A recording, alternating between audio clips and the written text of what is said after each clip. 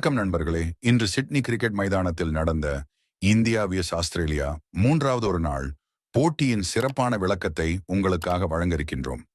இந்த தொடரில் ஏற்கனவே 0-2 என்று பின்னடைவு ஏற்பட்டிருந்த இந்தியா இந்த போட்டியில் வெற்றியை பெற மிகவும் முயற்சித்தது.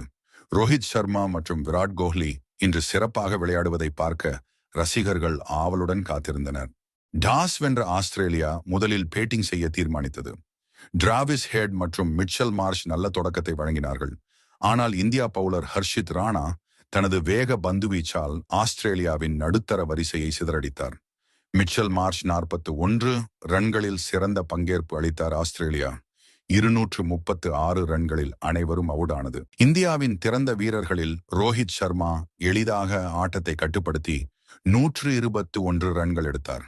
விராட் கோஹ்லி 74 ரன்களில் நிலைக்களம் காட்டினார்.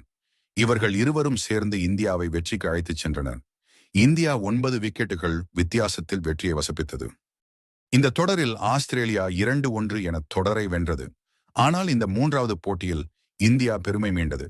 பேட்டர் ஆஃப் தி மேட்ச் மற்றும் சீரீஸ் விருதுகள் ரோஹித் சர்மாவுக்கு கிடைத்தது.